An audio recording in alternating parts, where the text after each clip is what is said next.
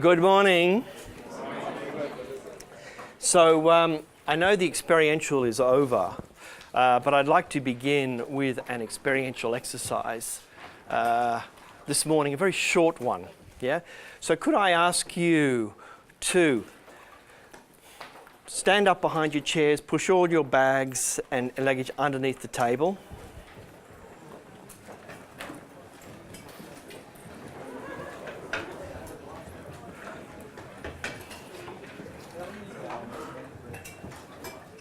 Yep. Just so there's plenty of space, because we're going to walk around the room a little bit. All right. So here's an exercise which I'm going to take part in and Antonio's going to take part in, but not the two cameramen. Are not going to take part in the exercise. Okay, I'm going to give the instructions. They'll be very kind of short instructions. Yeah. And then the exercise will go about 4 or 5 minutes, something like that. Then it'll be over and done with, and then we'll talk about it. Okay. So here's the instruction. I would like you to move around the room and say hello to as many people as you like, as many times as you like, with one constraint. And that constraint is you may not use your voice. You may begin.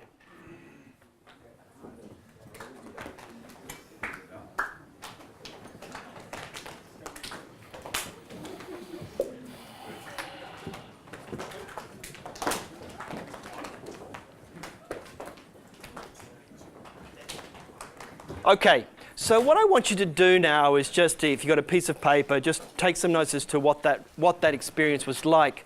But I don't want you to I'd like to invite you to do it in a mindful kind of way. So let me kick off by telling you what the experience was like for me. Yeah, I stood down here. A number of people walked straight, so I said very clearly, Antonio and myself were part of the exercise. And people walk straight past us, yeah? Well, straight past me, I know. That is the most insincere, I'm sorry, Ben, I've ever heard, yeah?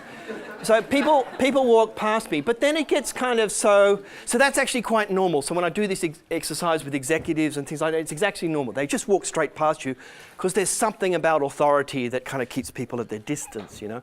But then I'd like to kind of go into a couple of other sort of sentiments that go on. For example, what goes on when I go up to Joao, and I did this with a few people, with Lubo and a few others, and I put my hand on here.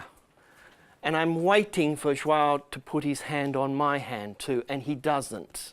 He does eventually. But what does that feel like? What does it feel like when I see Agnes coming down? She catches my eye, but gives someone a hug in front of her, and then turns around and walks back the other way. What does that, you remember that, don't you? Yeah? Yeah. What does it feel like? What does it feel like, you know, when, who was it that came down with the, Karine comes down with a big hug. You know, she shakes hand and then she moves forward with a big hug. Do I hug her back? Well, wait a minute, you know, I'm the authority figure, I should protect, I shouldn't do this sort of thing, yeah? And then Dorival comes down, is he playing with me? Or is he sincere? All these thoughts are going through my mind. What's the nature of our relationship? So what I'd like you to do now is, can you get to that level now and think, what just happened in 5 minutes? Because there was an awful lot that just happened. Yeah? And we're all just being normal human beings. Yeah, we're all being normal. So if you'd like to write a few thoughts down, what did it feel like during those 5 minutes? Personally, I'm always glad when it's over. Yeah, and then discuss with the person next to you what thoughts and feelings went through your mind in those 5 minutes. So when you're ready, if you want to just chat amongst yourselves, just share it while other people are still reflecting. Just share what the experience was like.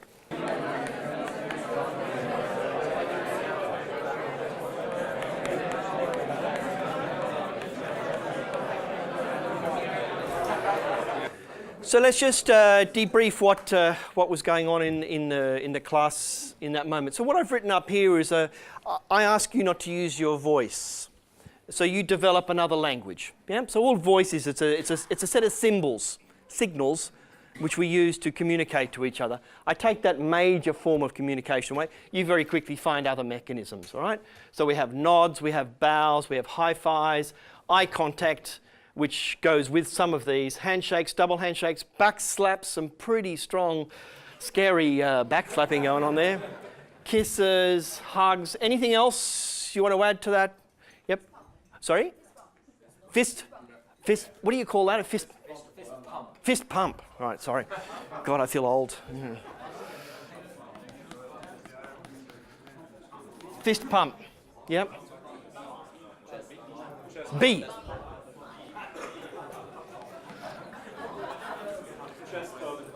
Sorry? There was a chest bump? Where does the chest bump go in here? Back slap, yeah.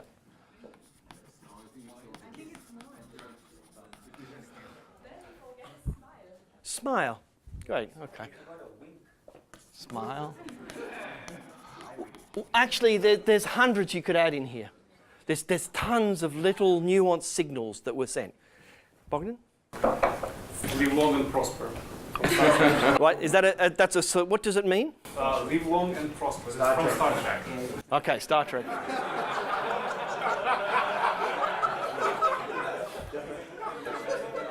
Yeah, right, okay. When I write, the only point I want, we develop a vocabulary for saying hello to each other.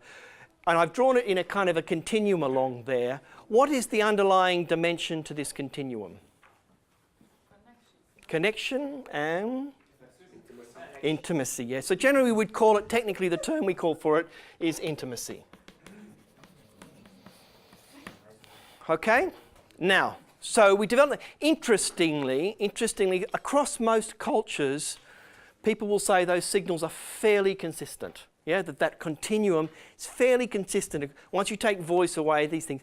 The only debate I tend to get with French people who tend to put the kiss before the hug, and Anglo-Saxons say, no, the kiss is definitely after the hug. Yeah. So, and there are some few nuances around bowing and smiling in Asian countries about what they actually mean.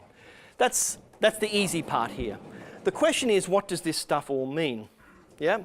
So you have 91 people, counting Antonia and myself, that you could potentially say hello to. Yeah. Do you say hello the same way to each person? Did anyone say hello to everybody in exactly the same way? No. So the first thing we notice is you differentiate. Yeah. How do you know how to differentiate between one person and another? How do you know? There's a gender first. So, gender? I don't do a hug as strong as men or women. Okay. Enrique, it was quite... Yeah. So gender is one way. What's another way you might do it, Mazen? It depends on the reaction of the other. Okay. So it depends on the reaction of the other. Okay, very important point. Now, the other, of course, is thinking the same thing. They're depending on your reaction. So how do we figure this out?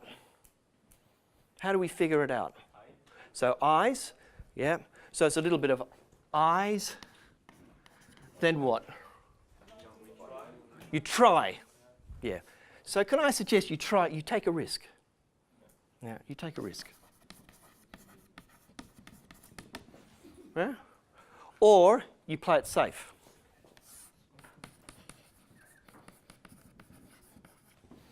Yeah, so you might play it safe and wait for them to move first, or you'll take a risk and be an initiator. Wonderful. What else? How else do we know how to differentiate? Agnes? What's the existing relationship? Yeah?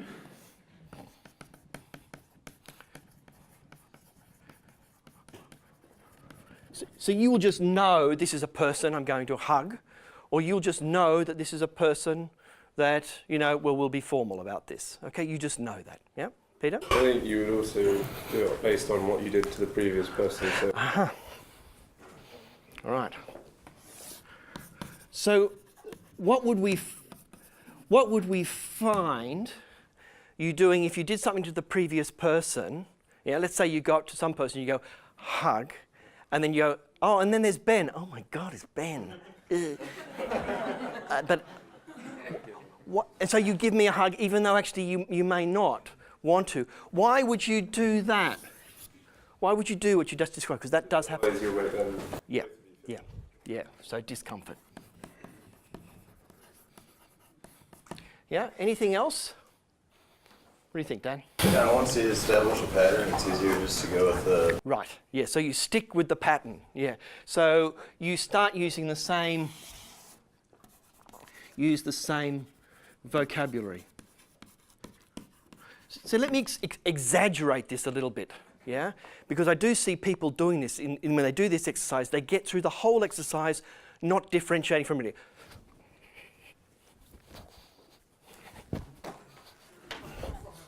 I'm kind of saying when I do that, sorry, Dorival, I'm saying to you, let's make it really clear here, no ambiguity, no risks. I'll do this, you'll do it back, yeah? And we'll get through this process. Do you see what I mean, the subtlety of it, okay? So use the same vocabulary might be a way of protecting yourself from any discomfort. If I do this, yeah, I'm actually making sure no one can make me feel uncomfortable. Is this stretching it too far? This is what goes on, right? Second by second, every day. Yeah? Eye contacts pulled away towards each other. And of course, we're all grown-ups, we deal with it. Yeah? We're all mature, we can get on with it. Yeah? Here's the thing that I'd like you to get in touch with is this feeling of discomfort, because in this exercise there's enormous potential for discomfort. Yeah? And yet we have to differentiate between people. So some people we might feel a little bit uncomfortable, and other people we might feel more comfortable. Would it be too much of a stretch that basically the emotions that you feel during this exercise are either acceptance or rejection? Is that stretching it? The basic deep down feelings that are there, even though it's kind of like just a silly exercise, but that's what you feel on a second by second basis as you travel through life. Yeah? And that this feeling here is the uncomfortable one. Yeah, it's the uncomfortable one. It's the one that you would like to avoid. In fact, it is the basic human need to avoid rejection from the moment you're born. From the moment you emerge from your mother's womb and you grab onto that breast and you say food, security, safety, that search for not being rejected tends to stay with you through life. We just get more adult at dealing with rejection. The connection between this experience, this feeling of rejection and leadership is absolutely profound. You couldn't really debate it. That is what leadership is at the end of the day.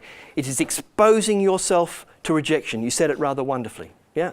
It's this idea that what you have to do is you wait for the reaction of the other. Well, what's the other going to say? Oh, if you're always going to wait for their reaction, you might play it safe, yeah, at some level.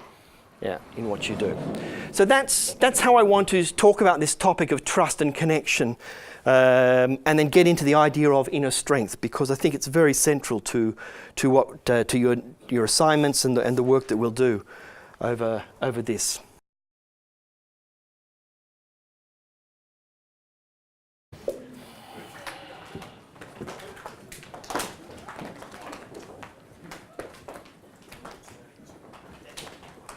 Okay, so what I want you to do now is just, if you've got a piece of paper, just take some notes as to what that experience was like.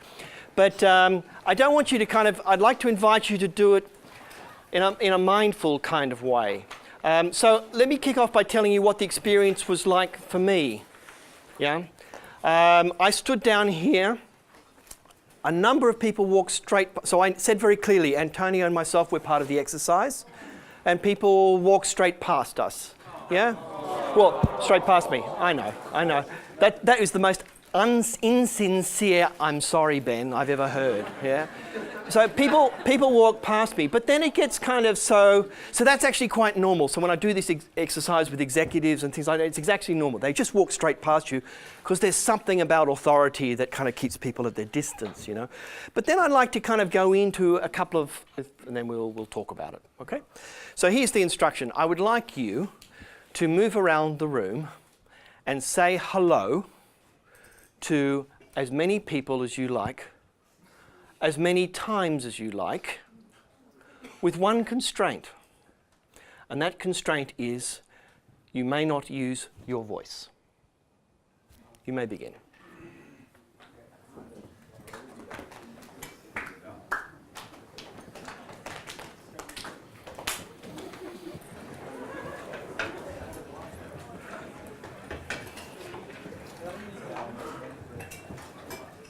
Yep.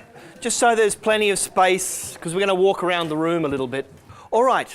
So here's an exercise which I'm going to take part in and Antonio's going to take part in, but not the two cameramen are not going to take part in the exercise. Okay, I'm going to give the instructions. They'll be very kind of short instructions, yeah? And then the exercise will go about 4 or 5 minutes, something like that, then it'll be over and done with.